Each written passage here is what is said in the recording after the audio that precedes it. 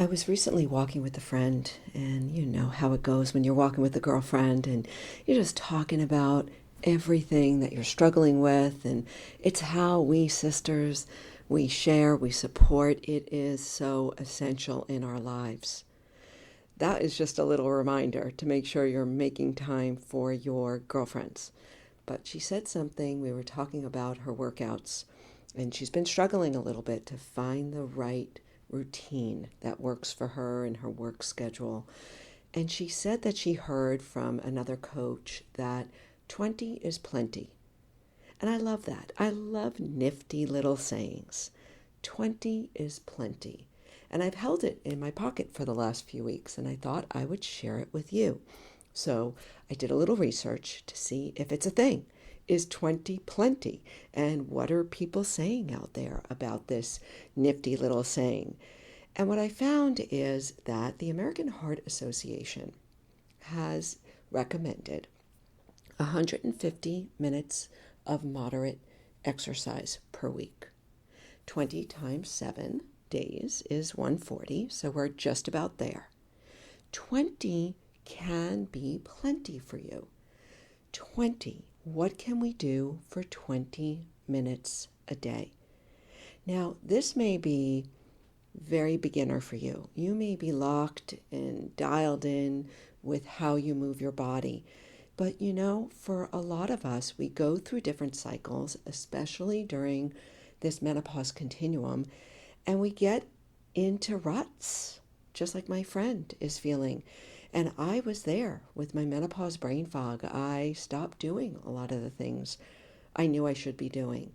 So this is just a gentle, loving reminder, a gentle daily whisper with some of the facts, some of the science, why 20 is plenty. And if it gets you up and moving every day for 20 minutes, then wonderful. Here's a couple of things that we're learning. 20 minutes of moderate movement, and that can be, of course, walking. That's a no-brainer. But it can also be things that you might not think about, like a good house clean, getting on your knees, getting under the couch with the vacuum. It could be 20 minutes of gardening, of pushing the lawnmower, of playing with your dog, with your grandchildren. It could be 20 minutes of any kind of physical movement. 20 can be plenty, and it's a great place to start. So why? What are we finding? So the American Heart Association, they said yes. 150 minutes of moderate exercise per week can help some of the following. Listen up. This is some really great data. Reduce cortisol. Cortisol is our stress hormone. We need cortisol. Cortisol wakes us up in the morning. Cortisol gets us out of bed. It gets us moving and grooving, but we don't want cortisol spiking throughout the day or spiking in the middle of the night. Too much cortisol can wreak havoc on every single system of our body. So moving our body 20 minutes a day can help to reduce overall levels of cortisol. It also increases sleep. It improves our sleep quality. And that also has to do with cortisol, because cortisol and imbalanced or spiky cortisol will keep us up at night. 20 is plenty to help boost serotonin and dopamine production in our brain. Serotonin, I've often talk about it, is the neurochemical that helps us feel good. It's a good mood chemical. It's 90% of it is produced in our gut. You know, I've talked a lot about gut-brain health, and there's also serotonin produced in our brain. And so moving our bodies 20 minutes a day is going to help that feel-good chemical stay boosted, stay online, so that we don't have these dips and drops in our mood throughout the day. It also helps with dopamine production. Dopamine is our motivating neurochemical. It keeps us in action, gives us that pep in our step, makes us want to do things and get up and go and be productive in life. 20 is plenty to help boost dopamine production. It also helps to release BDNF. BDNF stands for brain-derived neurotrophic factor. Very, very fancy science term.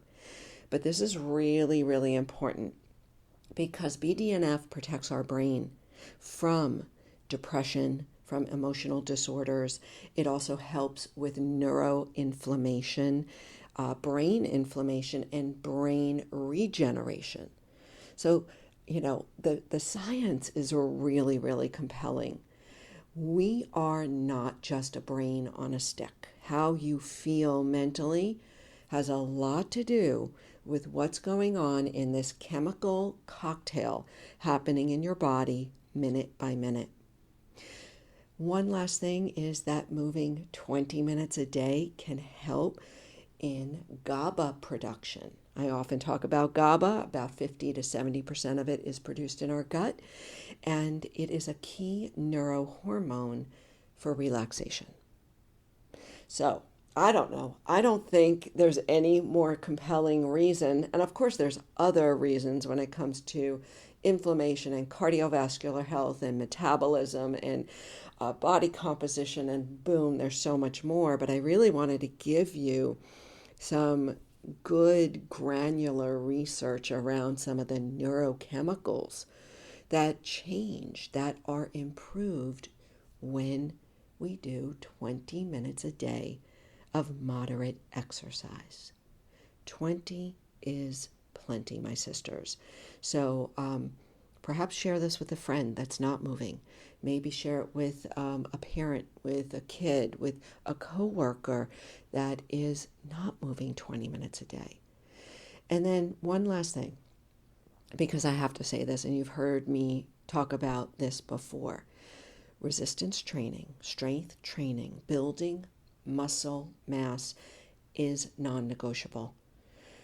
2 to 3 times a week. We have to use it and build it, or we will lose muscle at a rate of 1% per year after the age of 40.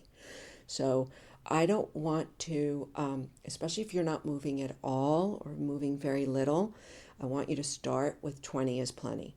Just start there. Make it easy, keep it simple, and over time you'll build the confidence, the motivation to start to train more intensely. If you need support, my sisters, make sure you reach out to me. I have a load of stuff. I have articles and resources and practices all over the internet, and I can just point you to some of the best ones that I use, that I have recorded and published, and I want you to know I am here rooting you on from the sidelines. 20 may be plenty for you today, this week, this month, just to get you started. Thank you for listening. Thank you for being here. I so enjoy these daily whispers, and I hope that you do as well. If you gain insight, wisdom, a little motivation, then I ask that you do one of two things, or maybe both. Share it with a friend, and perhaps consider leaving a review on your podcast, wherever you're getting your podcast. I don't know. It's all about those algorithms. It helps. Let's get more sisters on board, understanding that menopause is not a death sentence, that we have the opportunity to step up and feel our best and put our best out into the world. Have a great day.